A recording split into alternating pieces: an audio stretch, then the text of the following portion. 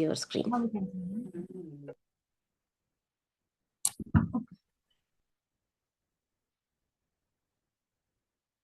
Fine, so we can start.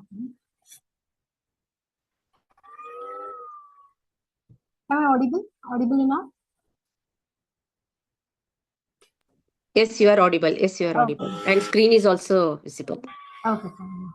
Sri Gurubhyo Namaha, Sri Dhanvantare Namaha. Wishing everybody a wonderful International Women's Day and congratulating the team of Samatva for this wonderful initiative. I can also see a lot of my gurus here, my yoga gurus here. And I thank you. Wholeheartedly thank everyone, all the team and the participants for being here on this wonderful day of women, which is not just today. I think we should celebrate it. Every day is Arts Day. Every day is Arts. So, as Uma ma'am has already spoken about our mental health, about the psychology and etc. So, I would just like to highlight a few points about the body, regarding the body, and also mind according to Ayurveda. So, what our Shastras have told. So there's nothing new. It is so unfortunate, and I feel it is so unfortunate that we are having a discussion for female to have, to care for themselves, which is already mentioned in our shastra, which is already been told, where our shastras have always given importance to women and their health and so on. So that is where you can see a lot of lifestyles which are highlighting the importance of women. Of course, a lot of many different reasons, the patriarchal society and other things. Probably, things have changed.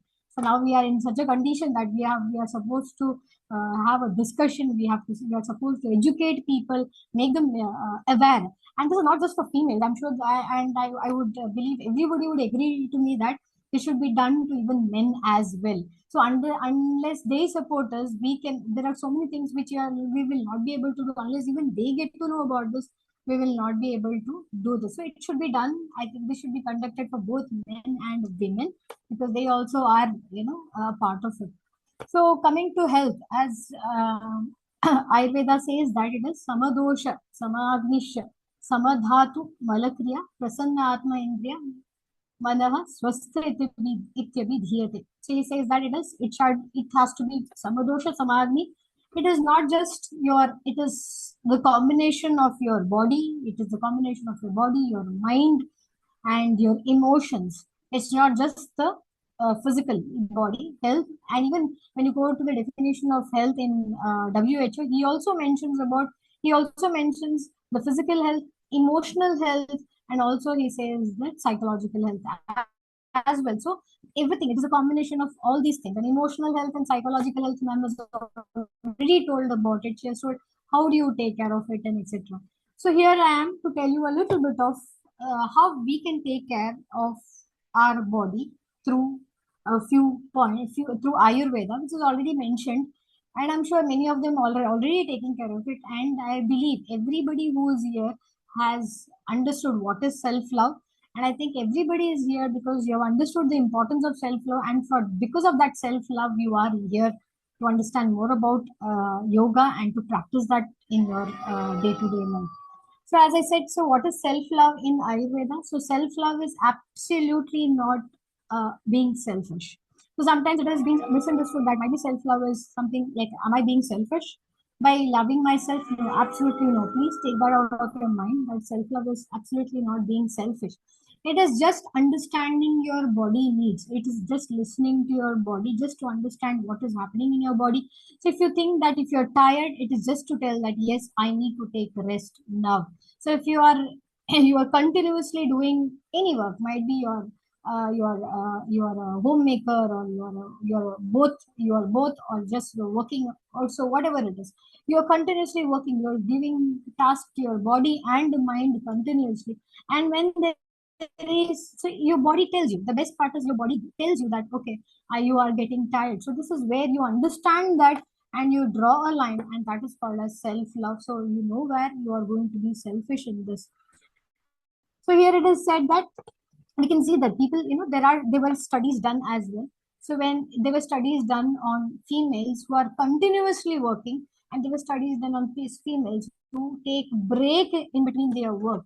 So you could see that they are, uh, they could work for more and more age, more and more years. As they age, they could still work even after 60s and 70s. They were able to work because they were giving enough rest to your body. So listening to your body, giving enough rest is real. It's absolutely mandatory if you want to work for longer years. So that is where taking rest is not at all being selfish. It is a part of self-love.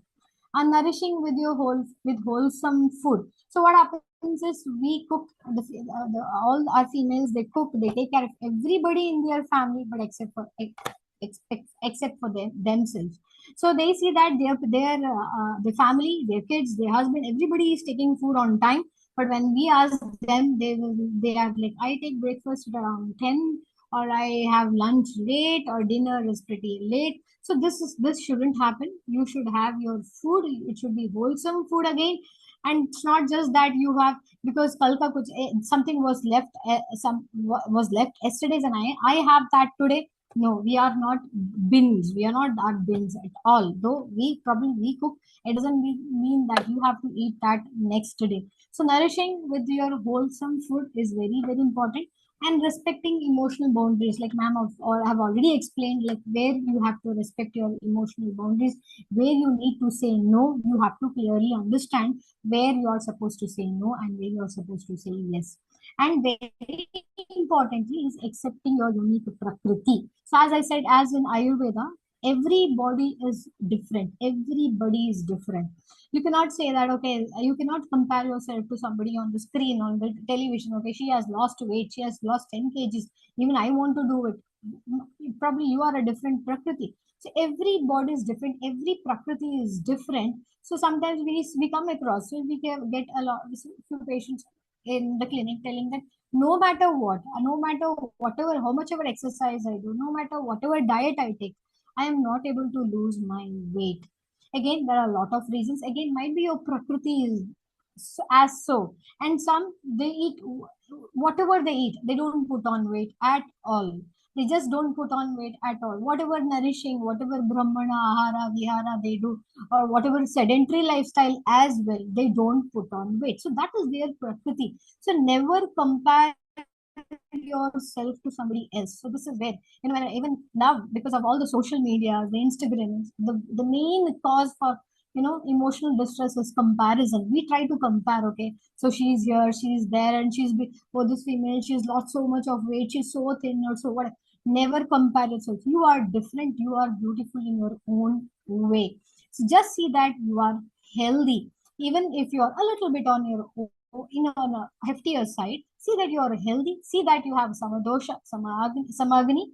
So that is where sama agni. So you see that your gut is fine, and sama dhatu malakre. See that your defecation is fine. See that your urination is fine. You see that you're sweating properly, and see that you are sleeping very, very well. So all these things are fine, and I think I'm sure you are good to go. So accepting your unique prakriti, as I said, everybody is different. Everybody has to accept that, okay, this is my prakriti and this is how I am. So once you put some effort and you understand, okay, this is not going to happen, so which understand. So else you take somebody's help, you take a doctor's help, and understand what is your body made up of, what is your body prakriti, what is your prakriti. So accordingly, you can also design your food habits, you can design your lifestyle for yourself. So just understand, so try to understand what is your prakriti, what is your body prakriti, and accordingly.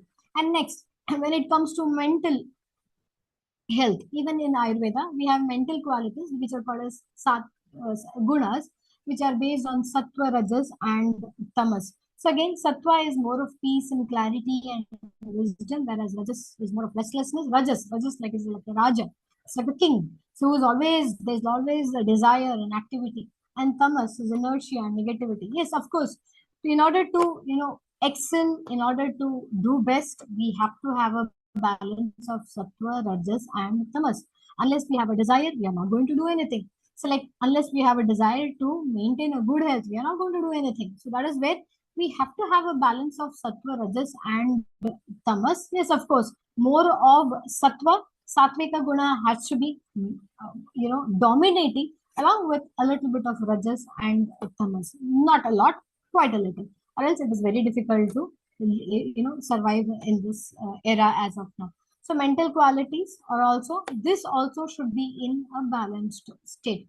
So as ma'am has already explained is what is emotional detox for women. She's already explained, she's given a wonderful explanation. So as I said, we have multiple roles. A woman is a mother, sister, daughter. There are multiple roles. So there's so many responsibilities. There's so much of there's so much of emotional burden, or there's so much of things going on. There's so many things running in our mind. So see, there's so many things to take care. So that is, and what happens? They expect her to be always good. You expect the female to be always nice and good. So that is where she tends to suppress her emotions, which again, in turn takes a toll on her mental health. So again, stress and hormonal imbalance. All of this is connected. So as I said, when you keep yourself healthy, when you don't keep yourself healthy, this is again in turn going to disturb you. This is going to disturb your mind, and again, then it is going to again disturb your gut. So everything is interconnected. So once you are not, once you don't take care of your health, which is going to disturb your mind, and once your mind is disturbed, your food it affects your food habits. You might not have things on time, or either due to stress you either might try to overeat, or either you might not eat at all. So everything is interconnected. So once you take care of your health, so once you take care of your physical health, this is also going to keep you healthy, mentally as well. So or else, if you're not mentally happy, that is going to take a toll on your physical health also. So it is vice versa. So you have to take care. So therefore, you have to take care of prasanna Atma Indriya as well. It is not just a physical body. Prasanna Atma Indriya is also very, very important. So therefore, there is a need for self-care. So as I said, so why am I telling this? So this is a study here which was published in PubMed, which says that almost the in the autoimmune disorders. So can you imagine a condition where your own immunity is acting against your body? So that is nothing but autoimmune disorder. So it is said that the autoimmune disorders occurring these days, among that, almost 80% of patients are females. Can you imagine? It is so scary that 80% of autoimmune disorders these days are seen in females. And when you list out the reasons, there are many other reasons, many reasons. The last they put that is socio-economic. That is because mainly it is because of the stress. And they also contribute for hormonal imbalances and etc. So again, hormonal imbalance is again related to stress and your body. So again, so where importance is absolutely given for your mind and body. So even I've also seen this in my clinical practice. So whenever we talk about, whenever they come tell about that I was backache, I have a pain in the neck and etc. So we trying to ask them, so how is your lifestyle? How are your food habits? So usually they tend to be, now because of a lot of awareness regarding food habits and lifestyle, they always say like, no, I eat on time and etc. When we talk about stress, they always say that stress to hota hi hai.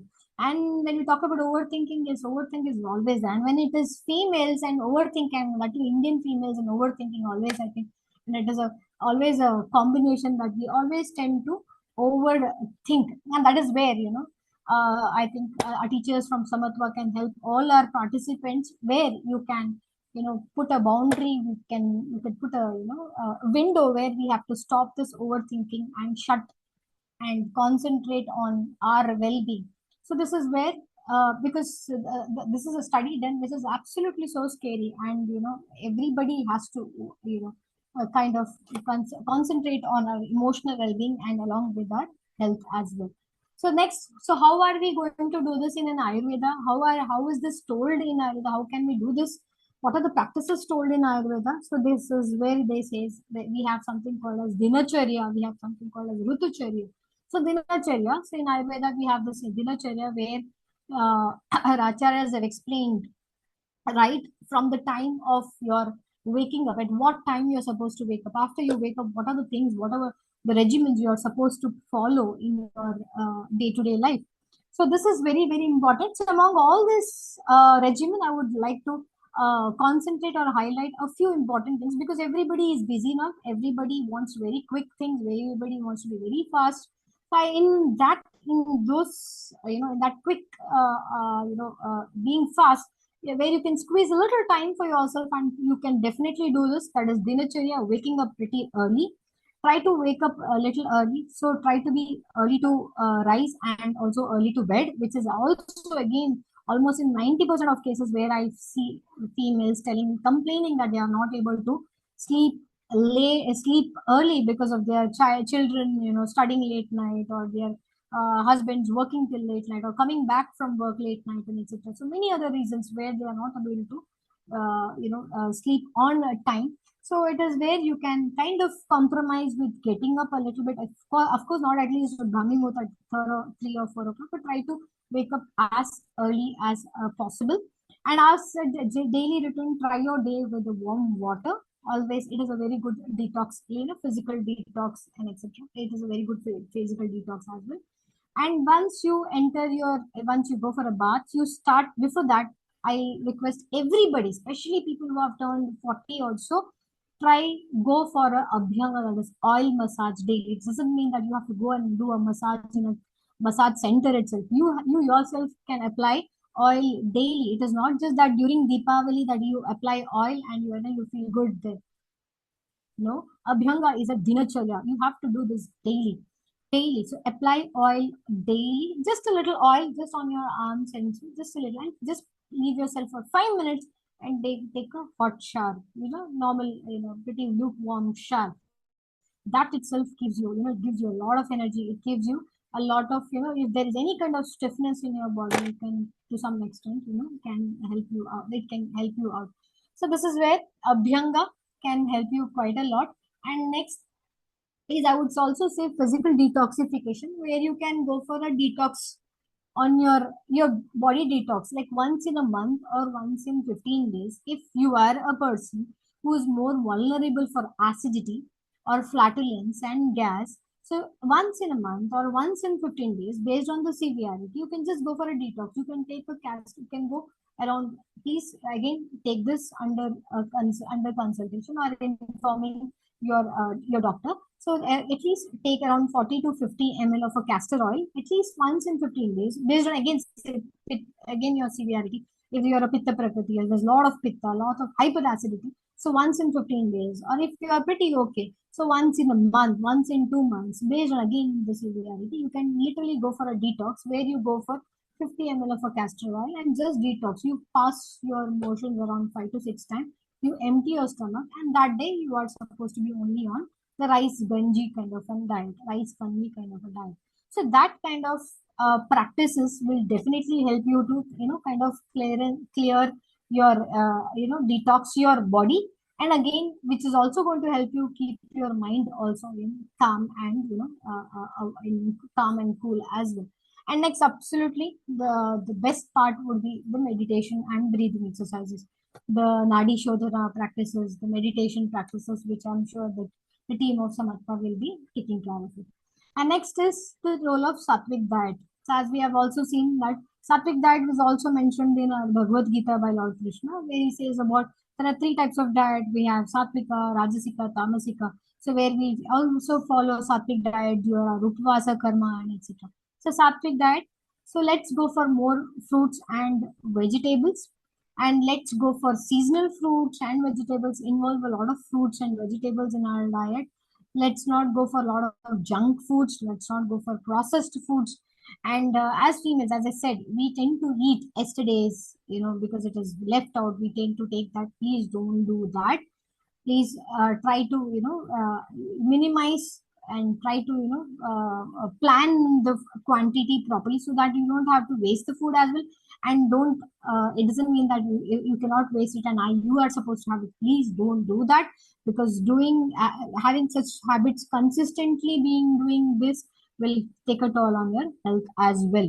So again, having fresh food and fresh vegetables, and having whole grains. So again, when I say about grains or millets and etc., it doesn't mean that everything has to suit you. You are your own dietitian. You are going to decide what is going to suit your body. So as I always say that many a times some things might suit me and something might not suit you. Like for some, watermelon is really good. They feel really good after eating watermelon. And for some, eating watermelon may cause increase their acidity. Okay? So again, I would say that you are your own dietitian. You can make a list of what is suiting my body and what is not suiting your body. And always try to tell no if somebody is forcing you to have it, or even if it is not suiting, you should always try to tell no that I am not going to have this. I am on a I am on a diet also. I am going to follow this. You always have to have a determination, and only then it is going to be helping you out. So it is not just following this, it's more, the most important thing is being consistent in these habits. We learn yoga, we get to know, we also, I'm sure you must have attended a lot of seminars like this, but being consistent with what they tell, being consistent with these habits is what is going to keep us more healthy, which is going to decide our health. So again, so that is coming back to food, that is fresh fruits and vegetables, whole grains, milk and nuts again. So try to put a lot of natural things. So whatever you see, so everything, I'm sure, like, whatever happens, the most beautiful things are available in our nature. So whatever we need for our body, everything is available in our nature. It is only that we have to recognize that. So go for everything natural. So give your body lots of natural things and avoid excessive caffeine in processed food. So so many of them are, because of the stress and etc. Everybody has this habit of having tea or coffee, especially in the empty stomach. And the worst part is whenever we tell the patient that stop having tea and stop having chai, that increases their stress. So that is where it is very difficult. So that is where when we tell them stop tea and stop coffee, which it doubles their stress. So that is where I kind of, then we try to tell that okay, fine, you have it with a little bit of ginger, or you can have it with cinnamon, or have it after a meal or so. So just try to have it after meal, and as much as possible, if you can, please stop this intake of tea and caffeine. Very, very importantly, in empty stomach. Absolutely no. It's a total no-no in empty stomach.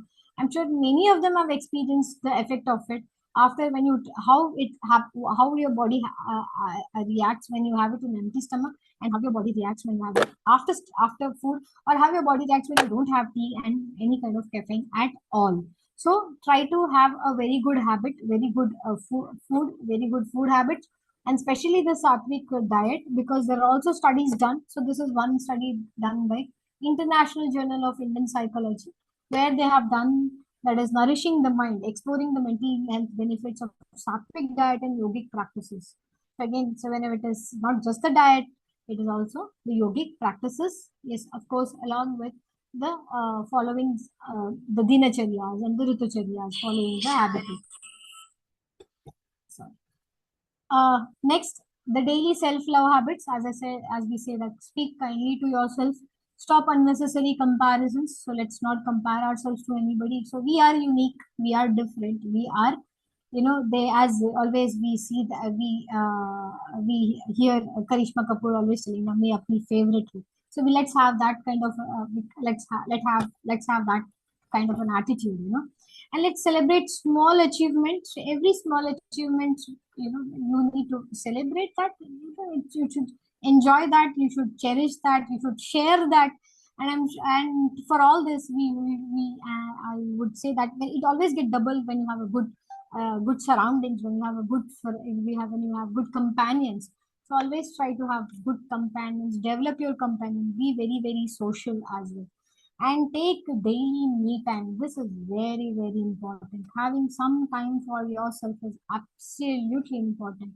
So this is where we always see, even in Instagram and stuff, there are some funny reels when the kids go to the school and more, the mother is kind of relaxing and etc. That is absolutely important. That is shown as a joke, but it is not a joke. It is absolutely very, very important. If you want to work longer years, if you want to keep yourself longer years, intermittent resting is absolutely important. It improves your work quality and health as well. So as they said, as Ayurveda also says, one who remains balanced in mind, speech, and action, and whose senses are well controlled, attains the true health. So this is where, as I said, in Ayurveda as well, they have always we have seen that in every aspect. So we have always seen that women, the concept of Stree is given a lot of importance. The health of Stree is given importance. We have learned also, we have chapter, we have also chapter where it is only the three these are studied, and we assess them and etc. So the importance of the Stree is told from time immemorial, from the Shastras, where they have also told that where during the the menstruation, the females are supposed to take a rest. They are supposed to not being given any work and etc. It's not just because that nothing otherwise. So it is just that they are supposed to be given the rest, enough rest for your body as well.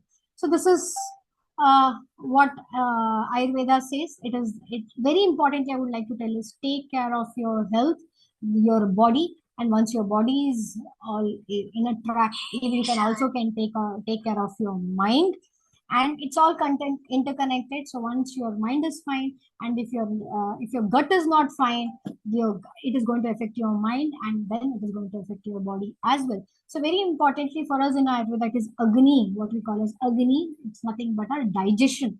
See that your digestion is fine. See that your digestion is balanced. See that there is no flatulence. See that your defecations, all those the mala karyas are all fine. Sleep, and very importantly, see that you sleep well. Nidra, ahara is very, very important. Sleep is absolute therapy as well. Sleep is also very, very important. And also take a rest. So usually when patients come to us, sometimes there are patients coming to us saying that we have a ache and etc. So it is just the case of rest. It is just that case that if she takes rest, she'll be fine. But they say that, except rest, you tell us anything, we're ready to do that. That doesn't happen at all. So then I kind of scare them, telling that if you don't take rest, you're going to limp next. And if you don't take rest, then this thing is going to be, it's going to be worse for you again. So then we kind of scare them, and then they try to, okay, fine. So this is my condition now. So this is the condition now, that we literally need to scare the females in order for them to take rest. So this is where, I hope the team of Samatva or the participants educate our loved ones, the all the females around us, to take enough rest when needed. I absolutely need it. Do not work continuously, and please take care of your digestion. And through, as we say, we want a glowing skin, we want an aura, we want a glow. So all that glow comes only when you're internally glowing, when you're internally clean, internally you're on track. Only then you can glow externally as well. So internal health is also very, very important. Mental health is also very important. So everything is visible through your face. When you're not happy or your gut is not fine, it is visible through your face. So if you want a glowing skin and aura, see that your gut is fine, see that you're happy by mind. So self-love is not a luxury, it is an essential thing. So before we close this video, I would like to leave you with one simple thought, that in Ayurveda, self-love is not being selfish, it is essential. And it is essential to honor your emotions. They create balance within yourself. And when there is balance within yourself, there is also balance within your community. There's balance outside as well. So again, with a few following dinacharyas, along with few yoga practices like pranayama and asanas. So yoga and Ayurveda would going hand in hand would absolutely help you to maintain a swasthya, which is the goal of Ayurveda, that is swasthasya swastha rakshanam and aturasya vikara prashanam. So let us remember that healing begins within ourselves, within the moment we choose to treat ourselves with kindness. So I would like to end up telling that, there was this a female who came to take a award. She says that don't care if nobody loves you, don't care if nobody respects you, But once you stand in front of your mirror, see, you better love what is in front of you. So this is, I would leave telling this message: you love yourself, and love yourself by taking care of your body and your mind by